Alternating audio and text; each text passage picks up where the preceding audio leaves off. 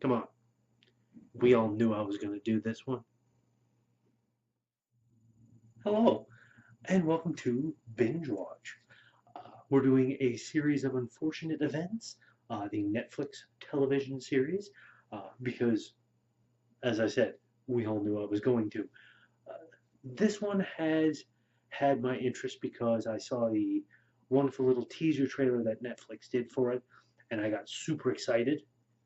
And then Netflix announced a statement that, nope, we had nothing to do with that trailer. We're not doing a series of unfortunate events, which turned out to be a marketing ploy because, yes, they did in fact do that trailer. A very, very clever marketing. Kudos on you for that, Netflix. It looks amazing. And then I found out Neil Patrick Harris was playing Count Olaf, and that just made me even more excited. Now, as somebody who has read all the books and enjoyed them all, it is a large undertaking. So right off the bat, I happened to look on Netflix, and there's 8 episodes, two-part each. Basically, each book is a two-part episode, and they've got 4 books up. They've got naturally the Bad Beginning, the Reptile Room, the Wide Window, and the Miserable Mill. The first 4 books, and I am super looking forward to it and what they have to do, because I did a little math and I checked. The movie that came out many years ago, starring Jim Carrey and Emily Browning, um, and no offense to Jim Carrey, I love him as an actor, I love him as a comedian. That was not the part for him in Count Olaf. He was a little too over the top. He should have reined that in more, made Olaf a little more menacing. So I'm hoping that's kind of what Neil Patrick Harris does in this one. But they did the movie in, I believe, 108 minutes. It was like an hour and 43, or an hour, yeah, I think about an hour and 43 ish, hour and 48 maybe. Um, so it was about 108 minutes long. The first 2 episodes, comprising The Bad Beginning, is, according to Netflix, about 113 minutes. So they took basically the entire length of the original movie, more or less, uh, just to devote to the first book. Whereas the movie devoted that much time to the first 3 books. So right off the bat, this seems to be going a better route because more time to the story allows things to develop more naturally. So I'm super looking forward to it. We're going to jump right in and start watching. Uh, I don't know yet. It's all going to depend on how part one of The Bad Beginning ends as to whether or not I'll come back and talk about it, but I probably will. So I'll see you in a bit.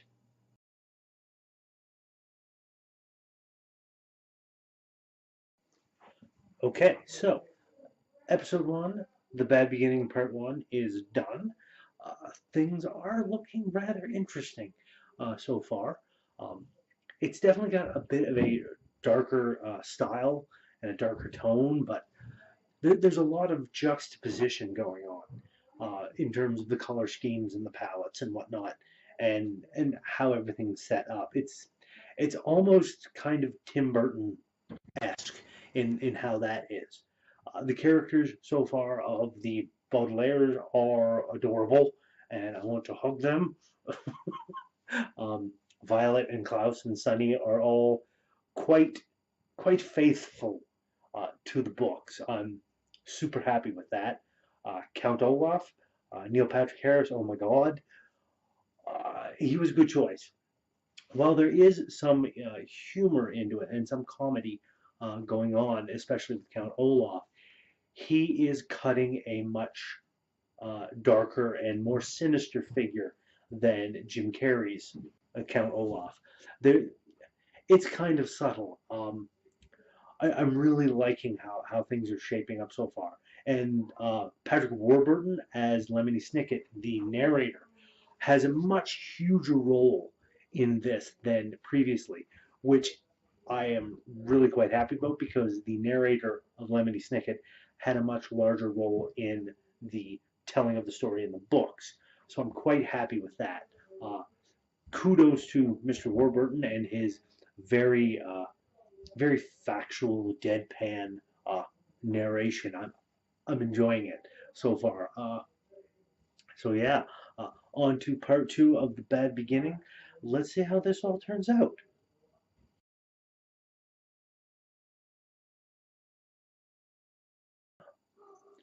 All right, so part two of the bad beginning is over.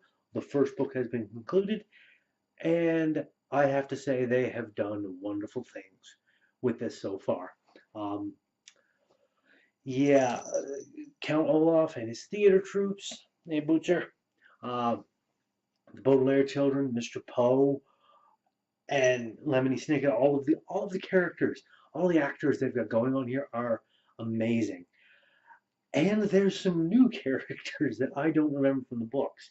Um, there's definitely a bit of a B plot going on, and I think it was a good idea them adding this in because everything in the books tends to focus around the books.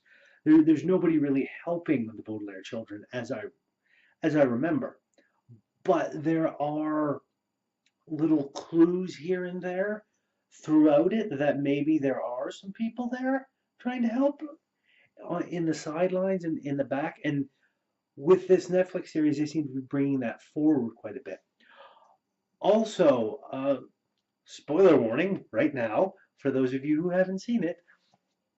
At the end of the first and the second episode, both parts of the bad beginning, we see the Baudelaire's parents, the mother and the father, having been captured, carted off somewhere. And I don't know what's going on with this. I really don't. Because everything that I've read in the books, the parents did not survive. They perished in the fire, and that was it. Um, so this being added in is it's interesting. Also to note, at the very beginning, there's some like typewriter text, um, basically dedicating to Beatrice, and it's the same text. At least in the first episode, it was there, and it's the same text that was in the beginning, the same dedication to Beatrice that was at the beginning of the first book. Just about to watch the second book. I'm wondering if the second book will start with a dedication as well, because that would be quite interesting. Looking forward to the next one, The Reptile Room, parts 1 and 2. I will see you in a few.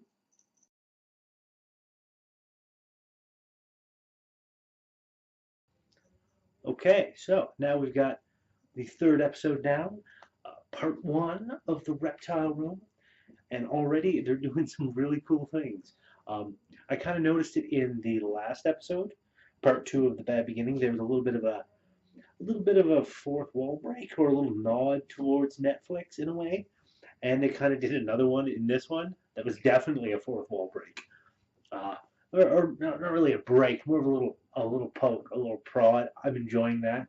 Uh, the opening theme song, I didn't mention it for the first two. It's pretty much the same, but they've changed some of the video in that opening montage to reflect what's going to be happening in this episode, uh, as well as the song as well to reflect what's going to happen in this episode, which I really like. We finally see Count Olaf in a disguise other than Count Olaf. Stefano, the lab assistant to Dr. Montgomery Montgomery. There's there's some interesting things going on in this episode. Definitely, I'm wondering how things are going to happen. I'm wondering what is going to happen because with the parents being alive and with this underground network happening that seems to be kind of working behind the scenes, not quite able to be seen by the children, kind of operating and whatnot. I don't know. I don't know what they're doing. Um, I'm not sure how this is going to end. If it ends anything like the books, I don't know. We're only going to see 4 books out of this thing. 8 episodes. So I don't know. It's really interesting. I'm liking this so much. So I'm going to go and watch the second part of the Reptile Room and see what's going to be happening with that. I'll see you in a few.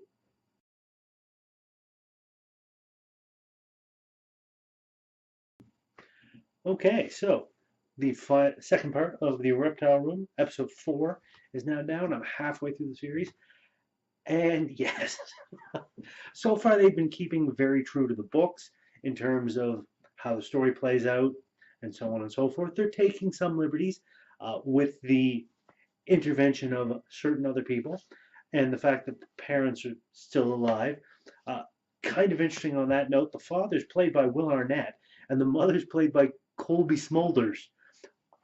I didn't know that until I happened to catch the credits there towards the end. So that's kind of interesting, and they both seem pretty badass. So I don't know what's going on there, but the whole reptile room is now finished, and now they're on their way to their Aunt Josephine for the two-parter of The Wide Window. So that should be interesting because, of course, Count Olaf's going to come back. So far, the series is really interesting. There's definitely a mystery being woven around here. They seem to be taking the basis uh, of the books and how there is this mystery and kind of extrapolating on it a little bit to make things really interesting. So I'm quite interested to see what comes next. Uh, Definitely am enjoying this. To you, Neil Patrick Harris, bravo! You make a wonderful Count Olaf. As I said with the first one, the Bad Beginning, he plays a definitely there's definitely comedy, but it's not as overblown and over the top as when Jim Carrey had the role in the movie. It's much more subtle comedy, and very much in terms of his character Count Olaf is a lot darker. I didn't mention it when I was talking about the bad beginning, but there is a scene in that one, as well as some of the things he says in the two parts of the reptile room. Um, but he actually strikes Klaus. He backhands him, and I didn't think I would see that um, in a show like this. And Patrick Warburton as Lemony Snicket is still amazing. Just wonderful to have him in this as a character, kind of telling the story and being the narration. So looking forward to The Wide Window. I will see you in a few, and I hope you're all enjoying this as much as I am.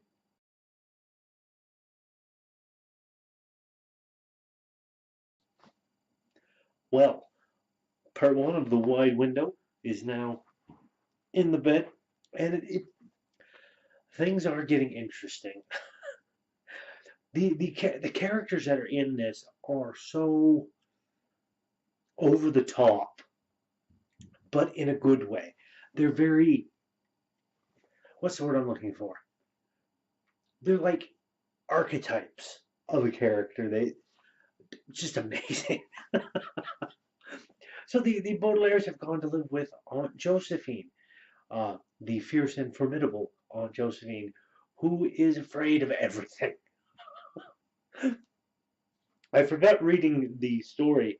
Uh, I forgot that when I read this one, it was so strange uh, that she could be afraid of so many things, and just it's weird that a story that you can read and you don't think about, and then it gets made into something like this, like a show, and you're watching the events going, oh my God, those poor kids.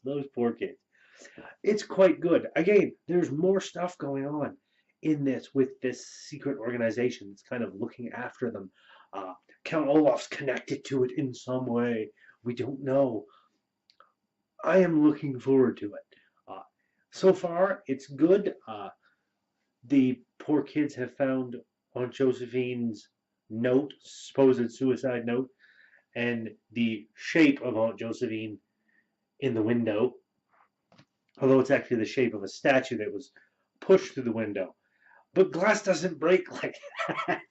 It has a complete outline of a person. It's so bizarre. Uh, Patrick Warburton is really the MVP in this one, even though Neil Patrick Harris is doing a wonderful job as Count Olaf and some of his stuff. And Sonny and Klaus, the baby is amazing. They have subtitles for her so we can understand what the baby is saying because the kids understand what the baby is saying. It's amazing. I am definitely looking forward to the next episode. Gonna go watch that now. I will see you in a few.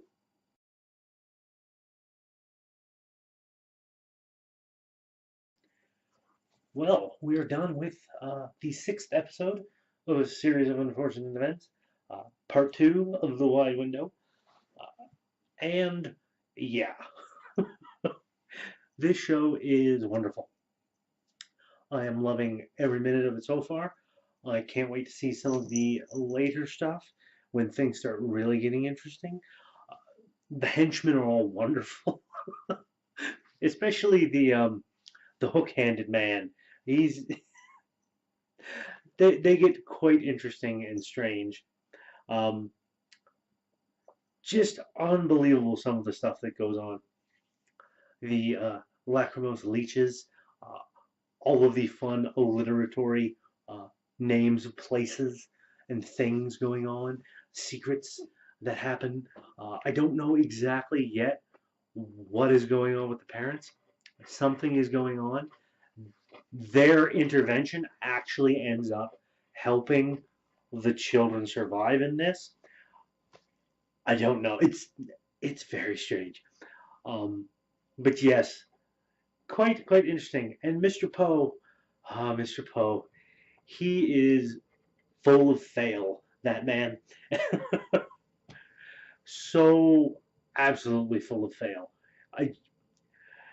It's amazing that, like, I know that actor is talented, and to see him playing this character that is very, very intelligent, but also very stupid at the same time. It's quite fun. I do enjoy it. I'm looking forward to the next final two episodes in a series of unfortunate events. That the miserable mill that happens. There's been some changes to the way the story is progressing, as far as I know. Um, Things are a little different. The whole secret organization that's fighting against Count Olaf, it's them showing up and poking around and helping and doing things is really lending a sense of a bigger story behind the scenes that I'm super interested in. And they end up mentioning Snicket at one point in not this episode but the previous one. Um, they mentioned Snicket, and that they were like, "Isn't he dead? Isn't he?" I thought he was, and it's one of the things I remember from the books that Lemony Snicket, the narrator, has faked his own death multiple times. Uh, Patrick Warburton is still fantastic and amazing. Um, he definitely lends some gravitas to things, and I'm looking forward to the miserable mill. I will see you in a few.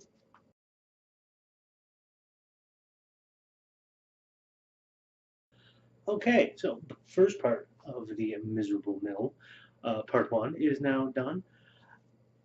Interesting. We have the introduction of Dr. Georgina Orwell. Mm-hmm. Georgina Orwell. Wow. Um, an optometrist who is also a hypnotist. And the Lucky Smells lumber mill run by Sir, the strange library, and other things. Count Olaf is back. We get to see more of the parents as they kick some serious ass. And super fun stuff that happens.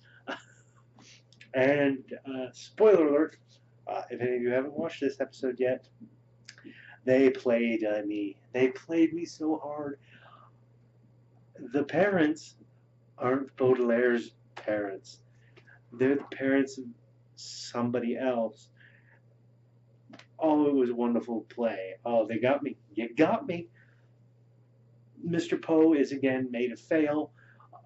Everything is just wonderful about this show, and it's really, really driving home the miserableness and the horrible events that befall the Baudelaire children. And we get to see Count Olaf and Drag, at least a little bit. I think we'll get to see more of Count Olaf and Drag as things progress. Definitely looking interesting. On to the last episode of the series, the season, I should say. Part 2 of The Miserable Mill. Looking forward to it. Poor Klaus. Poor Klaus. Let's see what's going on. I'll see you in a bit.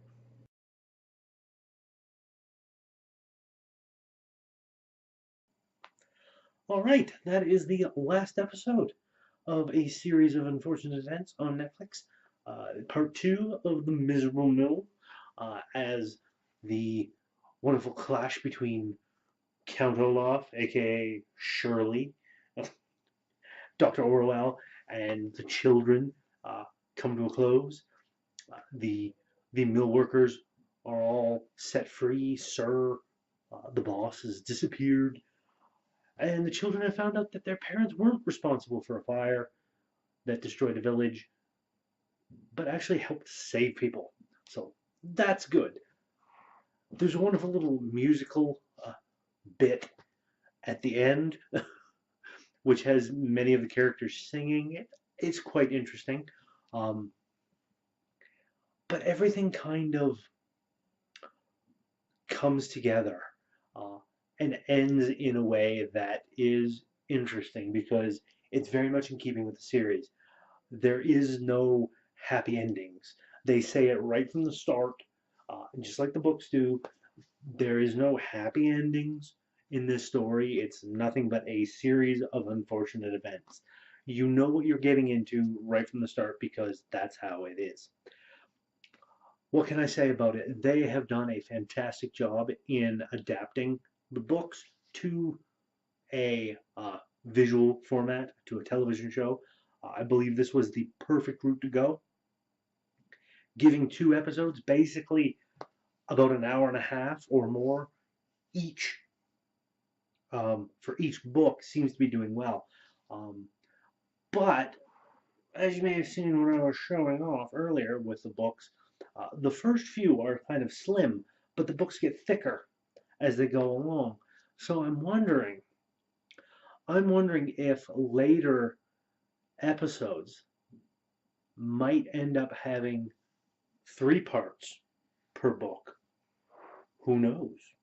Who knows? We shall see. It's looking like it might go to 3 seasons. Um, I'm not sure exactly what Netflix is planning on doing because with 13 books, they've done 4 books so far. So you can do another 4 for a second season, and that leaves 5 for a third season. You can splurge and do a bigger one, I guess. Who knows? And oh, the way they played me. The way they played me with those parents. I know whose parents those are, but that is something that isn't revealed in these episodes. So I'm not going to reveal it here. I look forward to the next season. Neil Patrick Harris, Patrick Warburton, you are fantastic in your roles. Um, Thank you so much for doing it. But yes, that was a series of unfortunate events. And that's the end of this episode of the Binge Watch. Thank you all so much for watching. As always, if you like what I'm doing, please give that like button a tap. Give that subscribe button a tap as well if you haven't already, so you can be kept apprised of when I do new videos. Ring the bell, I guess that helps. And throw a comment in the comment section. What did you think of a series of unfortunate events? What did you think of how they have adapted it so far? I like it. I like what they've done. But what do you think? What do you think about the actors and whatnot and the way the story is progressing? Please let me know. Throw a comment in the comment section. I'd love to get a discussion going with some people. And until next time, you keep on binge watching, and I will see you around.